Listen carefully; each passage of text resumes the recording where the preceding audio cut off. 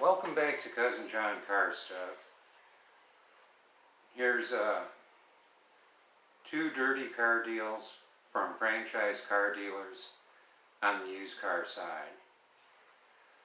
Yeah, now this is back in the 80s when I didn't know as much then as I know now. But you get to where you feel you can trust a person slightly. That didn't work in either case. The first one is back in the 80s. My wife and I saw a 1977 Chevy Impala for a price that would work for us, so we contacted the dealer. In fact, this was before the internet was so prevalent. Saw it in the newspaper, advertised for a decent price. Contacted the dealer. Yes, we still have that car. Went out that evening and we walked around looking for the car. Went in, was greeted by a sales rep, and he said, "We're here for a look at this 77 Impala. We can't find it." And the sales rep said, "Just give me a minute." Another sales rep came over, was chatting it up with us, and the first one came back and said, "I'm going to go pull it up for you. It's kind of dreary out, chilly, a little bit drizzly.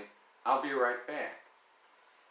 Didn't think anything of it, thought, gee, that's nice of the person to do this for us.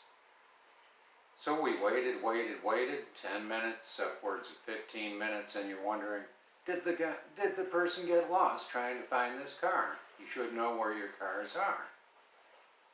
I guess we're going to go if you don't have the car. And just about that time, pulls up in front of the showroom. The car's running like a Swiss watch. Take it on drive, check it over. Everything looks good. Great, we'll make the deal. Did the paperwork, no ups, no extras, government required fees. Everything was good. Got the deal written up.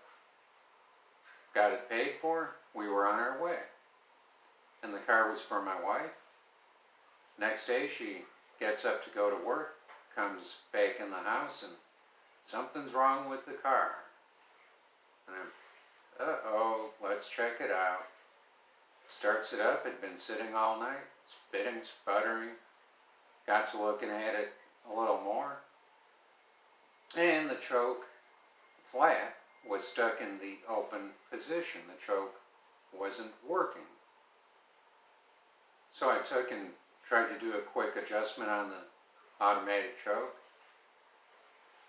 Was able to go on our way after 2-3 minutes. And the next morning, I think it was a Saturday, went out, fired it up, spitting and sputtering, tried adjusting the choke a little more. And our neighbor across the street from us grew up from being in the playpen with his dad doing work on cars, teaching his son at such an early age, this is a spark plug, etc., etc. He came over, took a look, and he's, okay, run up to the parts store and get this and this. And so I did. And he was an interesting individual. How much is this going to cost me?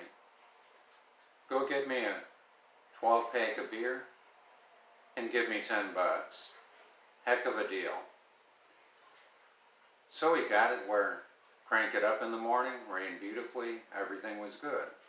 Turned out to be a wonderful car. So the first lesson, sales agent says, "I'll go pull it up for you." No, you go with the sales agent. That's what you got to do, because you just can't trust. There may be something called nature that would drive you away from the car. So even if it's pouring rain, even if it's, and you shouldn't look at a car in the rain anyway, but just saying if the weather is quite inclement, then go look another time. If you don't get that car, there's so many others for sale. The second one was a, oh heavens, can't remember what it was. but saw it advertised. This was a number of years later, a few years later, looking for something for myself, I believe.